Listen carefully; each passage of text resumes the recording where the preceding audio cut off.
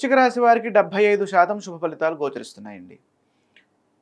ఆదాయం 11, వ్యయం 5, రాజపూజ్యం 2, అవమానం 6. ఆదాయ వ్యయాల్లో ఆదాయం అత్యధికంగా ఉంది. డబ్బులు బాగా సంపాదిస్తారు. అలాగే మనల్ని అవమానించేవారు పరాభవనామ సంవత్సర ఆ నామ విశేషాన్ని ఇక్కడ వృశ్చిక రాశి వారు పొందుతున్నారు. అంటే 6 వ్యతిరేకంగా ఉన్నారన్నమాట. డబ్బులు పెరిగితే సాధారణంగా శత్రువులు కూడా పెరుగుతారు. దాన్ని మనం దృష్టిలో పెట్టుకోవాలి. కాబట్టి అందరికీ సానుకూలంగా, అందరితో సానుకూలంగా ముందుకు సాగినట్లయితే ఇబ్బందులు రావు. ఇక్కడ గ్రహబలాన్ని గనక చూసినట్లయితే 2026వ సంవత్సరంలో వృశ్చిక రాశి వారి ఫలితాన్ని ఇక్కడ అష్టమ స్థానంలో గురువు సంవత్సర ప్రారంభంలో ఆయన ఉంటారు. ఆ తర్వాత భాగ్యంలోకి వస్తారు. ఆ తర్వాత దశమ స్థానంలోకి వస్తారు. ఇక వృశ్చిక రాశి వారికి పంచమంలో శని సంచారం సంవత్సరం అంతా ఉంటుంది. చతుర్థ స్థానంలోనేమో రాహువు. డిసెంబర్ తర్వాత ఈ రాహువు తృతీయంలోకి వస్తారు. ఇక కేతువు విషయానికి వస్తే దశమ స్థానంలో కేతువు సంవత్సర ప్రారంభంలో ఉన్నారు.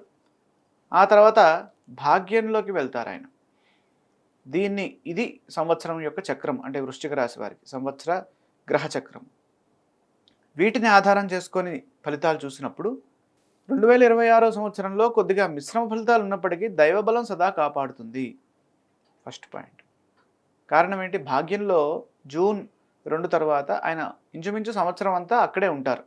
అక్టోబర్లో కాస్త మారి మళ్ళీ జనవరిలో మళ్ళీ తిరిగి అక్కడికే వస్తారు. జూన్ 2 వరకు అష్టమంలో ఉండడం వల్ల గురువు ఆర్థిక సంబంధమైనటువంటి ఇబ్బందులు, అలాగే ఆరోగ్య సమస్యలు కొంత ఇబ్బంది పెట్టచ్చు. వాటి నుండి బయటపడాలంటే గురు శ్లోకం చదువుకోవాలి. అలాగే జూన్ తర్వాత భాగ్యస్థానానికి రావడం వల్ల, అక్కడే ఉచ్చస్థితిని పొందడం వల్ల మనకి అనేక రకాలుగా మనకి విజయం గోచరిస్తోంది. కుటుంబపరంగా పెద్దల నుండి సహాయ సహకారాలు అందుతాయి. అదేవిధంగా వారి నుండి ఆస్తులు కూడా కలిసి వస్తాయి. ఆర్థిక స్థితి మెరుగవుతుంది. ధనాన్ని వృద్ధి చేసుకోవడానికి ఈ సంవత్సరం చాలా సరైన సంవత్సరంగా ఇక్కడ గోచరిస్తోంది. పిల్లల చదువుల విషయంలో ఏకాగ్రతను పెంచాలి. సంవత్సర ప్రారంభంలో మనకి అక్కడ గురువు యోగించట్లేదు, తర్వాత యోగిస్తున్నారు కాబట్టి అది అనుకూలంగానే ఉంది. రాహువు చతుర్థ స్థానంలో ఉండడం వల్ల ఇంట్లో ప్రశాంతత తగ్గకుండా చూసుకోవాలి. ఇంటి వాతావరణం ఎప్పుడు ఆనందంగా ఉందనుకోండి, ఇంట గెలిచి రచ్చగలవాలి. కాబట్టి ఫస్ట్ ఇంట్లో మనం సంతోషంగా, మనం ఆరోగ్యంగా ముందుకు సాగుతున్నట్లయితే బయట ఆబ్వియస్గా మనకి అనుకూల ఫలితాలు సిద్ధిస్తాయి. శని పంచమ స్థానంలో ఉన్నారు. రాహు చతుర్థంలో ఉండడం వల్ల గృహ వాతావరణంలో ప్రశాంతత లోపించవచ్చు. కాబట్టి దాన్ని దృష్టిలో పెట్టుకోవాలి. రాహువు తృతీయంలోకి వస్తారు ఎప్పుడు? డిసెంబర్ మొదటి వారం తర్వాత. ఆ సమయంలో ధైర్యము, అలాగే సాహసముతో చేసేటటువంటి పనులు ఏవైతే ఉంటాయో అవి కార్యసిద్ధినిస్తాయి.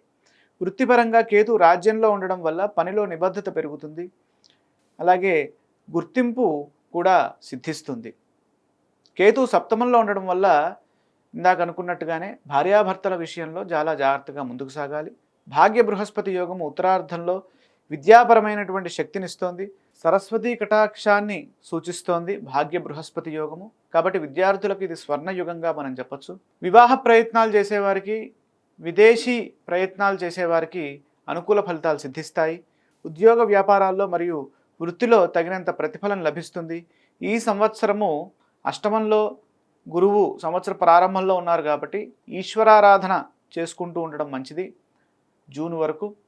ఆ తర్వాత శని రాహువులు సంవత్సర ప్రారంభంలో అంత అనుకూలంగా లేరు కాబట్టి ఆ 2 గ్రహాలని కూడా ఆరాధన చేస్తే అనుకూల ఫలితాలు సిద్ధిస్తాయి.